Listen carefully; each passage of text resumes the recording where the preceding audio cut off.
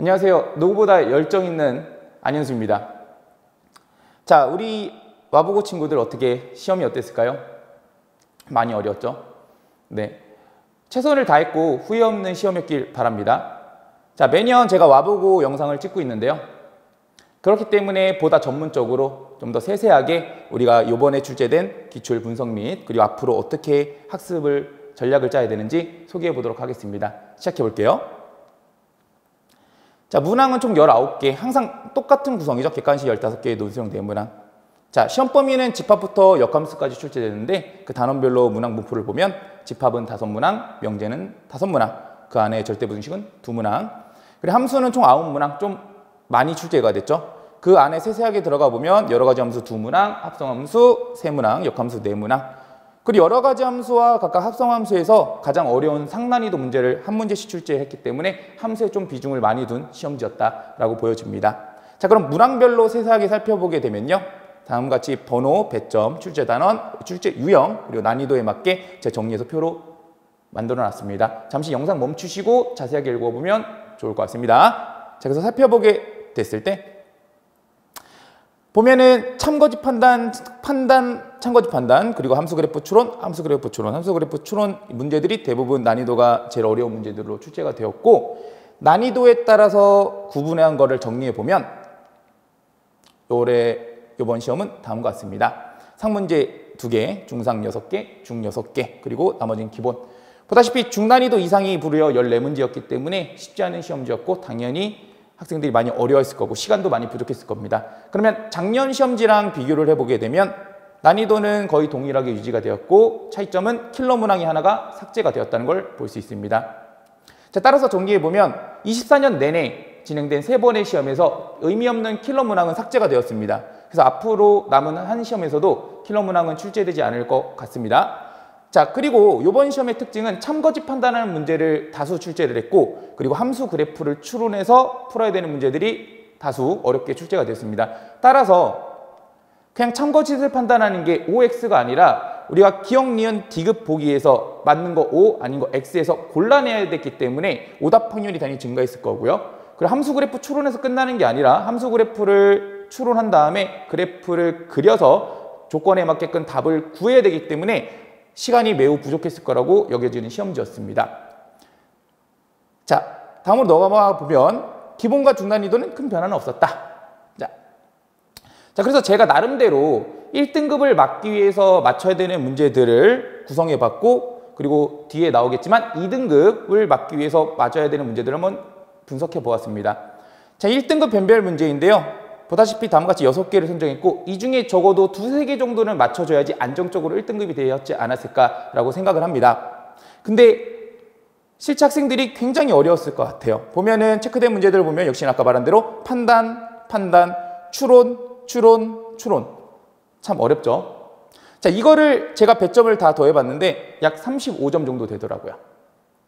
그럼 이거를 다 틀렸을 때 65점인데 요번에 와보고에서 공지된 1등급 컷은 63점입니다. 그럼 이걸 다 틀리고 나머지 문제를 전부 맞췄다는 전제 하에서는 충분히 1등급이 되었겠죠. 하지만 쉽지 않았을 일입니다. 자, 그럼 이 중에서 안정적으로 2-3개 정도 맞췄다면 2등급 변별 문제를 다 맞히지 못하더라도 1등급이 됐겠죠. 그럼 세세하게 살펴볼게요. 자, 와보고1 중간고사 8번 문제입니다. 다음과 같은 게 출제되었고 이거는 제가 이제 만든 직접 제작한 파이널 1차랑 2차에서 충분히 나올 거라고 예상을 하고 보기도 와보고니까 좀 더 다양한 보기를 가지고 좀 더 많은 보기를 가지고 이렇게 예상을 하고 학생들을 연습시켰지만 역시나 내용은 맞았는데 보기 자체에서 똑같은 보기가 아니고 그리고 좀 더 생각해야 되는 보기가 나오다 보니까 학생들이 판단하는 데 쉽지 않았을 것 같다. 하지만 절대값 같은 이런 유사한 문제들을 연습했기 때문에 또 누군가는 많이 도움이 돼서 잘 풀었을 거라고 봅니다. 그래서 제가 보기에는 출제 예상을 이미 했었고요. 그래서 제가 가르치는 방향성대로 그대로 공부했다면 도움이 분명히 됐을 거고 일치율은 70% 이상이었지만 저도 솔직하게 말씀드리면 쉽지 않은 판단이었을 것 같다. 그래서 많이들 틀렸을 거라고 예상을 합니다. 10번으로 가볼게요. 10번도 역시나 기억, 니은, 디귿, 리을 이렇게 판단하는 문제인데 저희 이제 자체적으로 구성된 내신 교재, 9집의 내신 교재가 있습니다. 그 스텝 4의 152번에 가보면 동화고 기출이었는데요. 여기 참이 명제였기 때문에 여기 참인 것 쪽으로 생각하다 보면은 여기 주어진 보기에 대해서 연습할 수 있는 기회가 충분히 있었다. 그래서 부교재만 달달달 학습하는 게 아니라 분명히 부교재 이외에 자신만의 무기를 만들어야 된다라는 게 보여집니다. 따라서 나만의 무기, 그거를 우리 구주입에는 내신대 교재를 통해서 충분히 대비할 수 있다는 걸 보여드리겠습니다. 자, 다음 11번으로 가보죠. 11번 같은 경우는 올림푸스 고난도에도 없고요. 그리고 보통 일반적으로 내신 문제로 많이 출제되는 건데 자주 접하지 않는 문제이다 보니까 학생들이 거의 대부분 친구들이 틀린 것 같습니다. 하지만 프리 아이디어는 우리가 흔히 보는 저 조건들에 대해서 T로 치환하고 시작하죠. 그럼 저 T라는 게 뭘 만족할 수 있는지, 몇 개가 만족할 수 있는지에 따라서 경우를 나눠서 함수 기수를 구했다면 충분히 풀어낼 수 있었는데 학생들이 풀기에 쉽지 않았을 것 같습니다. 그래서 이런 것들을 다양하게 경험할 수 있는 게 바로 저희 구주입의 내신 교재입니다. 그래서 나만의 무기, 구주입의 내신 교재를 통해서 까다로운 내신 문제들을 연습해보면 좋을 것 같습니다. 12번입니다. 보면은 fx가 주어진 상태에서 절대값으로 표현된 함수 그래프를 그린 다음에 그 그래프를 통해서 실근의 수가 5개가 되도록 그래프를 확정 짓고 계산을 해야 되는 문제였는데 구주입의 내신 교재에 보면은 다음과 같은 절대값 함수 그래프를 그리는 연습이 됐던 친구들은 충분히 생각보다 쉽게 풀어내지 않았을까라는 생각이 듭니다. 역시나 마찬가지로 구주입의 내신 교재를 통해서 연습할 수 있는 부분이었기 때문에 꼭 나만의 무기를 만들자. 꼭 구주입의 내신 교재가 아니더라도 자신만의 무기를 꼭 만드셔야 됩니다. 부교재에만 올인하는 건 정말 잘못된 내용이다. 1, 2등급을 받기 위해서는 부교재 올인만은 답이 아닐 수 있다라는 걸 말씀드립니다. 자, 이번 객관식 중에 제일 어려운 문제라고 판단하는 내용입니다. 하지만 역시나 고난도, 올림푸스 고난도에 있었던 문제를 변형한 내용이고요. 이 문제를 풀었던 학생들이 조금만 더 생각하고 이런 문제구나 라는 건 판단했다면 충분히 맞출 수 있는 문제가 아니었나. 하지만 시간에 대한 이야기 그리고 학생들이 당황했기 때문에 제일 마지막 문제여서 학생들이 대부분 못 푼 것 같습니다. 그래서 계속 나만의 무기를 만들려고 했지만 꼼꼼한 부교재에 대한 학습은 당연한 겁니다. 자, 넘어가 볼게요. 자, 논술형 4번의 가장 어려운 문제, 앞선 객관식 15번과 마찬가지로 논술 4번도 제일 어려운 문제였는데 이 문제는 올해 진행된 고1 9월 모의고사 21번을 변형한 문제입니다. 구성 자체가 비슷하죠. 그래서 이제는 부교재뿐만 아니라 외부 문제, 내신 문제라든지 또는 모의고사 변형 문제도 충분히 학습해야 된다. 근데 이제 제한된 시간이라는 게 있기 때문에 학생의 능력에 맞게 준비할 수 있는 부분을 꼼꼼하게 준비해야 되고 부교재 올인만은 절대 안 했으면 좋겠습니다. 만약 부교재 올인만 가지고 1, 2등급을 한다.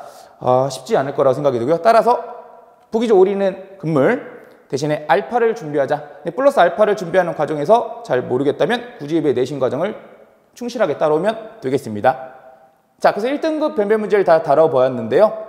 보다시피 문제 하나하나가 구주입의 내신 교재라든지 아니면 부교재를 꼼꼼히 학습했다면 그래도 2, 3개 정도는 맞출 수 있지 않았을까? 그럼 2, 3개 정도를 맞췄다면 충분히 1등급을 달성할 수 있었다. 자, 그 외에 이제 2등급 변별 문제를 제가 이제 한번 선정해 봤는데요. 이 2등급 변별 문제 중 6문제 중에서는 적어도 절반 이상은 맞춰내야지만 1, 2등급에 도달하지 않았을까라는 생각을 하고요. 그럼 각각 또 세부적인 문제를 좀 보게 되면 자, 객관식 5번, 객관식 9번입니다. 보다시피 구주입의 내신 교재상에서 유사한 문제를 볼 수 있고 덕소고 22년 기출이었습니다.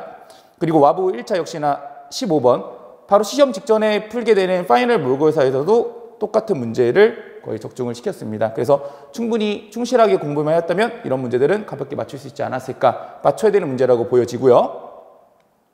자, 객관식 7번입니다. 객관식 7번은 중난이도의 문제라고 제가 판단을 했는데 학생들이 기억, 니은, 디귿 보기가 좀 낯설기 때문에 학생들이 많이 틀렸을 거라고 보는데 조건제시법으로 주어진 C라는 집합에 대해서 각각 기억, 니은, 디귿의 조건에 맞게 맞는지 아닌지 판단하면 되는데 그 판단할 때 거짓인 이유를 판례를 정확하게 찾아서 했다면 다 맞췄을 거지만 그냥 긴가 민가 하면서 O, X 이렇게 선택을 했다면 많이들 틀린 문제가 될 수 있을 것 같습니다. 그래서 이 문제를 풀기 위해서는 단순 암기식보다는 수학적 사고력을 분명히 높여야 된다.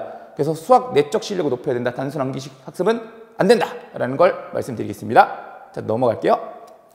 객관식 13번, 14번입니다. 15번 바로 전에 있는 두 개의 문제였는데요. 제가 판단하기로는 학생들이 시간만 충분히 주어지고 차분하게 풀었다면 중난이도라고 보여집니다. 하지만 풀어본 학생들은 알겠죠? 체감상 중상 난이도 이상이었다. 하지만 막상 들여다보면 지금 다시 풀어보게 되면 아 뭐야 풀 수 있었네 라는 생각이 들 겁니다. 그래서 조급해하지 않고 당황하지 않고 내가 풀만한 문제를 이거라고 선택하고 집중해서 풀었다면 충분히 풀 수 있었던 문제였고요. 그리고 선생님의 개인적인 의견은 이런 빈칸 채우기 문제는 풀려고 한다면 일반적인 문제 푸는 것보다 약 2배 정도 시간을 생각하고 천천히 꼼꼼하게 풀어주시면 충분히 풀 수 있습니다. 근데 그게 아니라면 과감히 시간이라는 거를 확보하기 위해서 포기를 하셨어야 되고요. 이 14번 문제는 왜 쉬웠다라고 표현하냐면 의미 아닌 정수 전체의 집합 U에 대해서 제한을 걸었기 때문에 생각보다 이 X가 될 수 있는 대상들이 적습니다. 그리고 그렇기 때문에 보기상의 정답지가 개수가 최대 16개밖에 안 되므로 직접 세워도 충분히 풀 수 있는 문제였다라고 보여지는 14번이었습니다. 자, 넘어가 볼게요. 그래서 차분히 생각하면 어렵지 않은 문제였고 조급하지 않고 당하지 않았다면 분명히 풀 수 있는 문제였다. 그래서 학생들은 명심하셔야 됩니다. 어떤 상황이든 집중하자. 자, 논술형 2번이었는데요. 생각보다 많은 학생들이 감점을 당하거나 의외로 틀린 친구들이 많은 것 같습니다.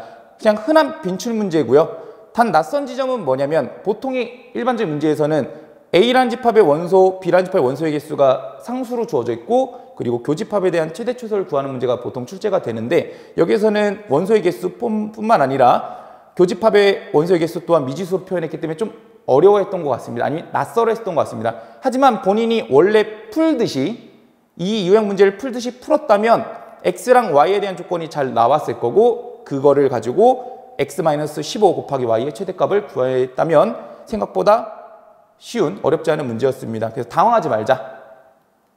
자, 수학 내적 실력을 길러야 된다라고 말씀드릴게요.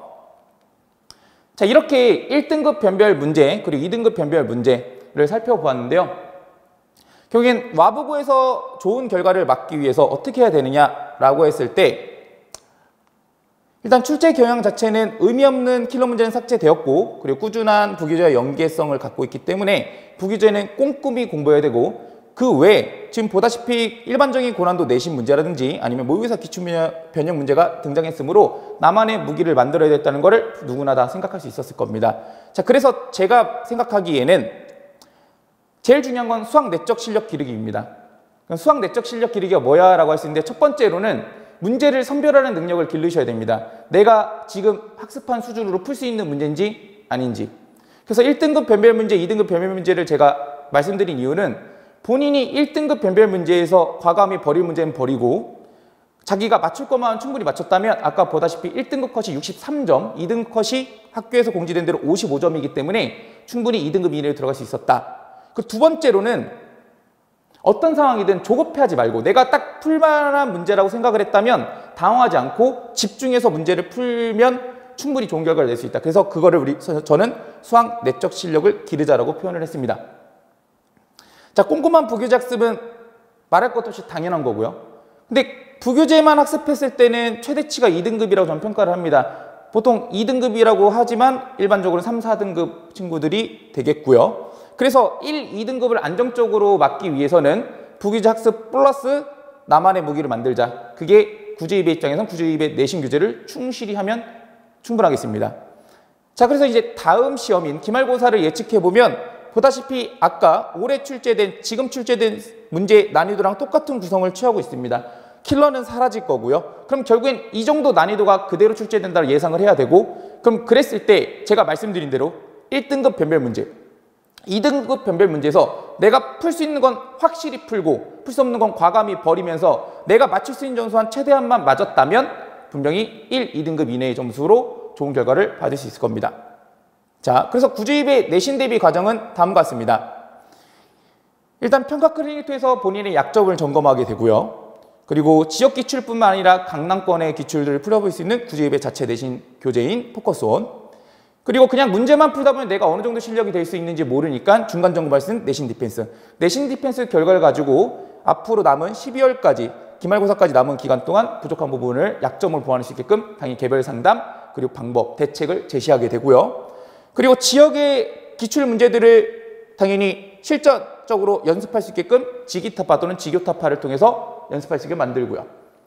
그리고 마지막에는 시험 전에는 파이널 모의고사를 제작해서 출제 예상하는 문제라든지 시험 연습을 실질적으로 연습할 수 있게 제공합니다.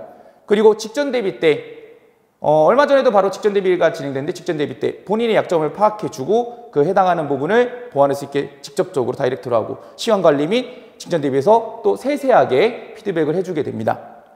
자, 그래서 구주의배를 믿고 충실히 같이 따라오고 그리고 함께 노력한다면 누구나 다 좋은 결과를 맞을 수 있습니다. 자, 영상 들어줘서 감사합니다.